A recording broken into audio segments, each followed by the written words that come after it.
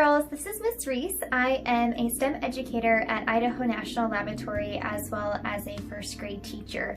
And for our STEM story read aloud today, I have selected the storybook called Ada Twist Scientist.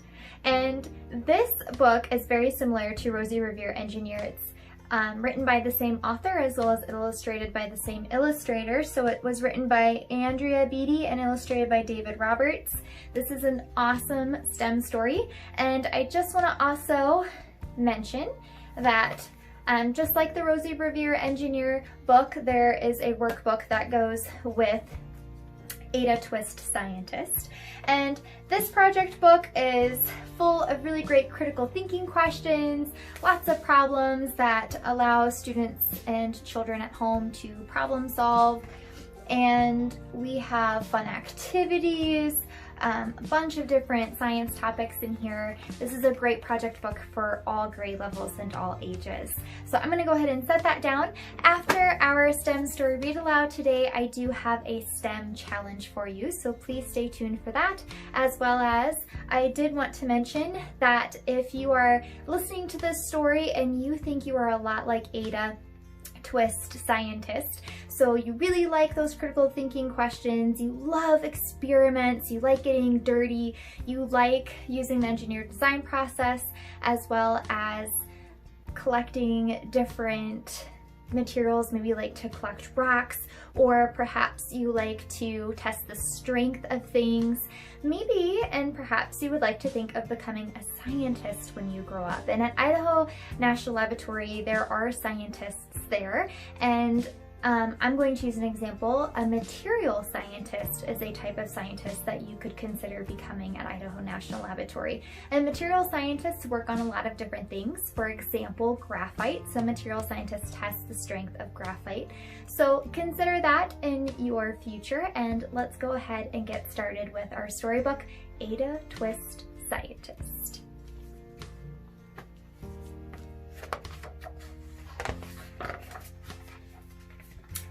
Ada Marie, said not a word till the day she turned 3. She bounced in her crib and looked all around, observing the world, but not making a sound. She learned how to climb and make her big break with a trail of chaos left in her wake. She ran through the day, chasing each sound in sight, and did not slow down till she conked out at night. So ever since Ada was 3, she likes to observe things. She's always on the go. Her parents were frazzled, but tried not to freak, as Ada grew bigger and still did not speak. Clearly young Ada, with lots in her head, would have something to say when it ought to be said. So you can see Ada's parents there. They're a little worried. Do you think she's going to speak? Let's find out. That's just what happened when Ada turned 3. She tore through the house on a fact-finding spree and climbed up the clock just as high as she could. Her parents yelled, "Stop!" as all good parents would. Ada's chin quivered, but she did not cry. She took a deep breath, and she simply asked, "Why?" Do you like doing brave things like Ada's doing? Now this is probably a little dangerous, but she climbed up this clock and she's really brave. She doesn't know why her parents are scared about her being up there. But I'm gonna have you pause this story, read aloud, and I want to have you go on a fact-finding spree, just like Ada Twist Scientist does in this story. So, do you know what a fact is? A fact is something that's true. It's a non-fiction piece that you can use when it comes to describing something to someone or teaching someone about something. And so I want you to go on a fact-finding spree. I want you to find a lot of true informational pieces throughout your house. So maybe you have a newspaper at home, maybe you could use the internet, maybe you could get out your space books, or if you have STEM stories at home, or maybe you love animals, maybe you have animal books at home. And I want you to find me 5 facts. Okay, so we're gonna go on our fact-finding spree. Remember, facts are true pieces of material. They're informational. They help us learn about something. They describe something. So go ahead and find 5 facts and then come back. Okay, I'm ready to hear your 5 facts. Wow, those are fantastic. Good job on finding facts and not just opinions. Now remember, opinions are materials that a person thinks about, right? It's not actually true, it's just a person's thoughts or their own ideas. So we're gonna go ahead and get back to the story.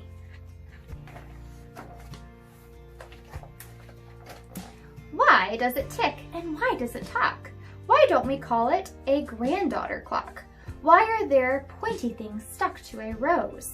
Why are there hairs up inside of your nose? Ada's asking a lot of questions. And if you are interested in becoming a scientist, especially a scientist at Idaho National Laboratory, scientists like to ask a lot of questions. They're always wondering things. So if you are really curious about some things, if you have some questions in your head, go ahead and keep a science journal and write down those thoughts and questions and keep that journal with you. And you can take it on road trips, you can take it around your house, you can take it to the library or the park. Always keep asking those questions, just like Ada. She started with why and then what, how, and when. By bedtime, she came back to why, once again. She drifted to sleep as her dazed parents smiled at the curious thoughts of their curious child, who wanted to know what the world was about. They kissed her and whispered, "You'll figure it out." How cute. Now you probably have been noticing that this book rhymes a lot. So as you're listening to me read, you could write some of the rhyming words that you hear down, or maybe you could repeat some of them later. So here's little Ada. She's asking all of her question words. Why, what, how, when, and then why again. Her parents kept up with their high-flying kid. Look at all these questions. What is it for? Will it be the same? What if? Why? Why does it? How? How does it? Can I? Whose questions and chaos both grew as she did. What pictures are her parents and her brother holding this picture? They are planets. She drew a bunch of planet pictures. Super cute. Even Miss Gear found her hands were quite full when young Ada's chaos wreaked havoc at school. But this much was clear about Miss Ada Twist. She had all the traits of a great scientist. This is one of my favorite pictures in the book. So Ada the scientist, Ada Twist the scientist is at her school. This is her teacher. She's a little surprised because Ada has her little science goggles on. She has her gloves, just all of her little science equipment. But she is so excited to do science experiments, and you can see that the paint's just popping up all over the place. And this is a really great sign that Ada Twist is going to be an awesome scientist because she loves doing those experiments. And you can see her classmates. So cute. Great picture.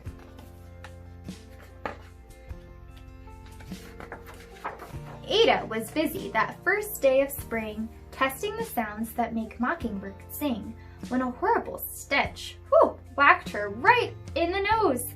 A pungent aroma that curled up her toes. "Zowie," said Ada, which got her to thinking, what is the source of that terrible stinking? How does a nose know there's something to smell? And does it still stink if there's no nose to tell? She rattled off questions and tapped on her chin. she'd start at the start where she ought to begin. A mystery, a riddle, a puzzle, a quest. This was the moment that Ada loved best. As a teacher, I love when children come up with a bunch of amazing questions to ask. And notice, she hasn't discovered all the answers for these questions. She just keeps asking more and more and more. So if you were Ada in this circumstance, I think it would be great for you to whip out that science journal and to write those questions down in them. So whenever you think of some really great questions, get that science journal out. Ada did research to learn all she could of smelling and smells, both the stinky and good.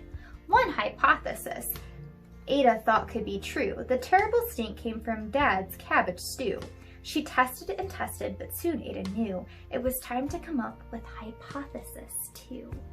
So she is coming up with different suggestions or different reasonings as to why she thinks this smell is occurring and where it's occurring from. And you can see here she's testing out her thoughts, testing out her hypothesis. Let's see if she figures it out. Then Zowie! The stink struck again, just like that. Hypothesis 2, it's caused by the cat. The cat couldn't make such a stink on its own. It needed perfume and some fancy cologne. So young Ada tested. The test was a flop. So just like in our engineer design process, when engineers build something, they have to have a prototype, right? And if that prototype doesn't turn out, they go back to the drawing board and they redesign, they recreate, or they modify things. And Ada, wanting to be a scientist, and her being a scientist in this story, she knows that she might have to come up with a few different hypotheses, as well as she's going to have to test those, and she's going to have to keep trying. She's going to have grit, which is really important if you want to become a scientist or an engineer. Let's see what happens next. She started again, but her parents yelled, "Stop!" Uh-oh, what was she doing? Ooh, she's trying to put the kitty in the washer. Not a good idea. Ada Marie, to the thinking chair, now. By the time we count to 3. Enough, said her mother. That's it, said her dad. Her parents were frustrated, frazzled, and mad. Why? Ada questioned. Her mother said, no. What? Ada quivered. Her father said, go! You have ruined our supper. You have made the cat stink. Enough with your questions. Now sit there and think. She looked at her parents. Her heart turned to goo. Poor Ada Twist didn't know what to do. So her family is getting a little frustrated with all of her experiments and testing and all of her questions. Do you think Ada should give up? I don't think she should. Let's see what happens. Hopefully she keeps that grit. She sat all alone by herself in the hall, and Ada once more could say nothing at all. She's in her little thinking spot.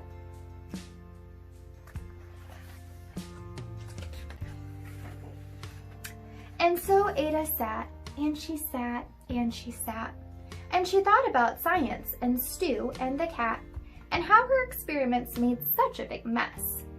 Does it have to be so? Is that part of success? And mess is a problem, and while she was thinking, what was the source of that terrible stinking? Ada Marie did what scientists do. She asked a small question, and then she asked 2. And each of those led her to 3 questions more, and some of those questions resulted in 4. As Ada got thinking, she really dug in. She scribbled her questions and tapped on her chin. She started at why, and then what, how, and when. At the end of the hall, she reached why once again. Her parents calmed down, and they came back to talk. They looked at the hallway and just had to gawk. No patch of bare paint could be seen on the wall. The thinking chair now was the great thinking hall. So Ada wrote all of her questions and thoughts on the wall. They watched their young daughter and sighed as they did. What would they do with this curious kid who wanted to know what the world was about? They smiled and whispered, "We'll figure it out."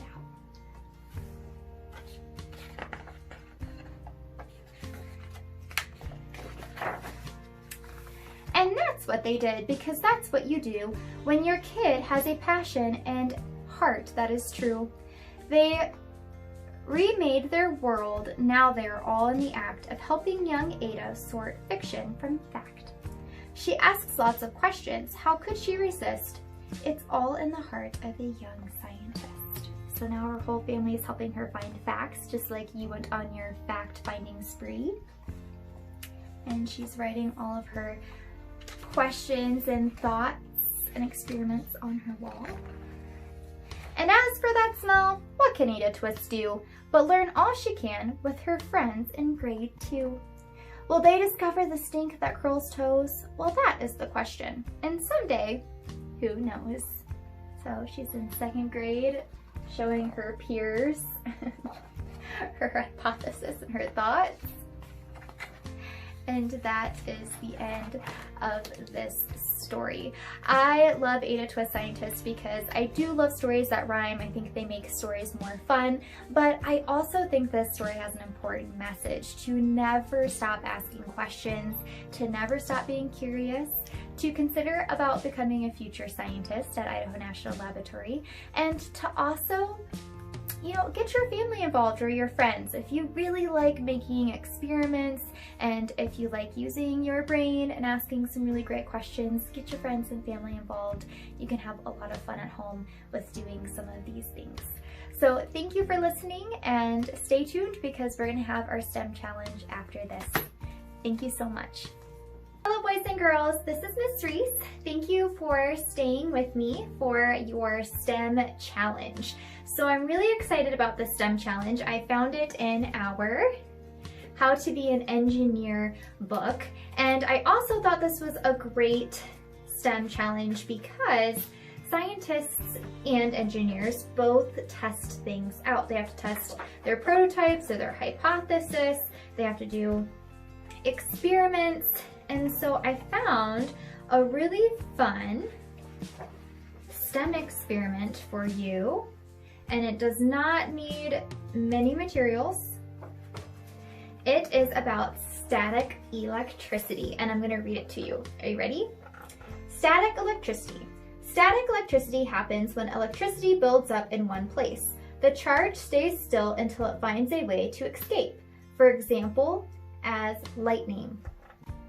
So we are going to test static electricity out by doing a STEM experiment, and I'm going to show you the materials that you need, and then we're going to go ahead and test it out. So again, this is an awesome book to have at home, especially now, so you can stay safe at home and try out some fun and awesome experiments. So for the materials that you need, you will need balloons. Okay, I got this pack at the dollar store.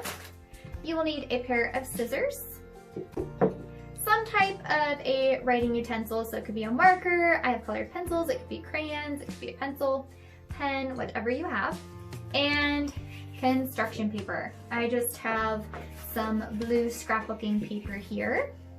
And your construction paper, you want it to be a different color than your balloons. So then that way, with this experiment, you can see it show up very well. So let's go ahead and get started. Okay, so first, what do you think we're going to do? If you said blow up a balloon, you are correct. Now, I'm going to use my scissors to open my package of balloons. I chose yellow because that is my favorite color. Okay, so you're gonna blow up your balloon.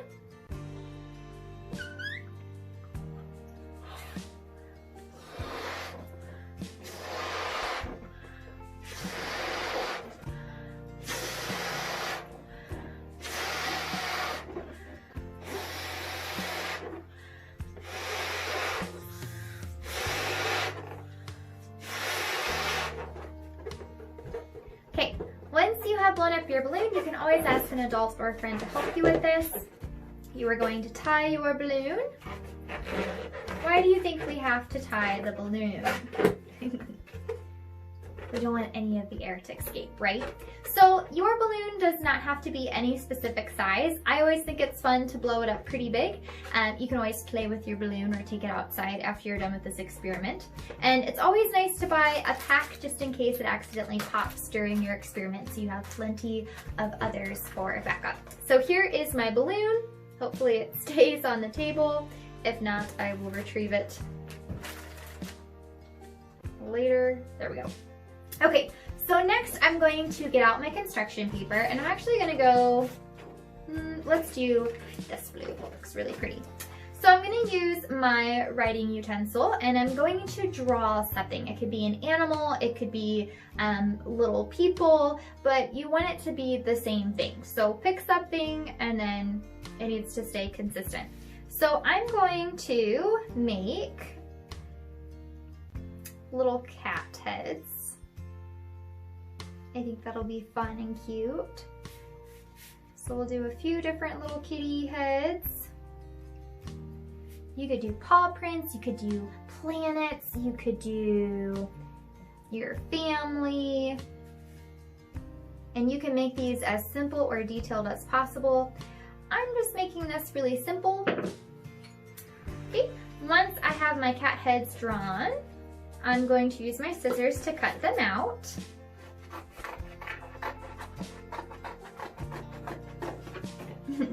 And I am not an artist, and I'm doing this pretty quickly, so then you can go ahead and do it at home. So don't judge my little kitty heads. They're not the best.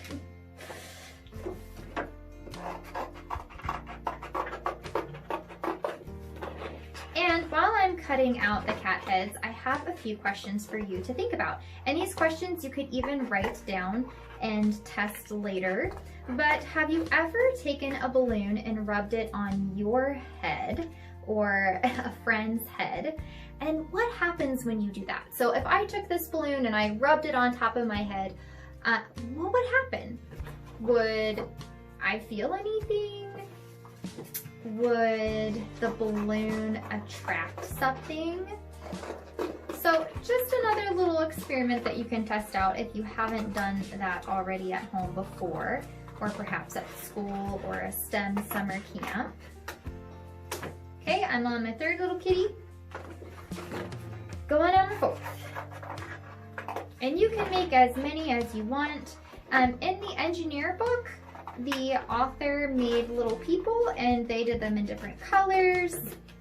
And I'm not sure how many they made, but they made quite a bit. We're just gonna have our 4 little kitties here.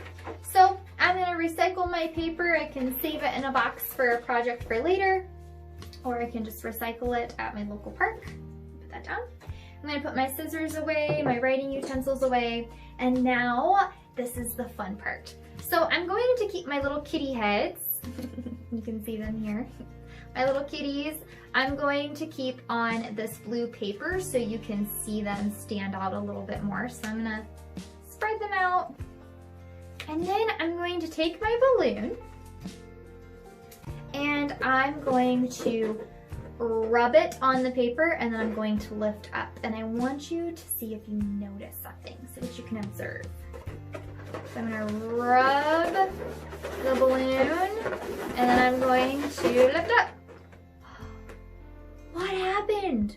What just happened? Okay, I'm gonna do it again. Are you ready? So I'm gonna put my kitties back down here. I'm gonna rub my balloon. I'm gonna press a little bit down more. I'm gonna press down more this time. Okay, and I'm gonna lift. I have 2 kitties this time. Do you think I can get all 4? Let's test it out. We'll try it one more time. So if you're doing this at home, you could get out your science journal.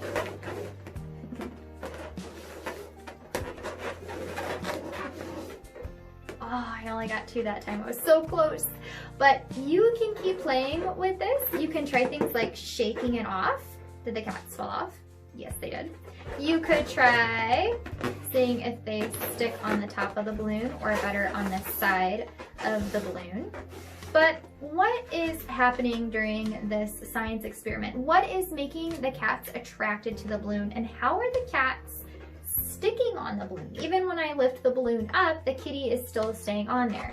If I go to flick the balloon, it falls off.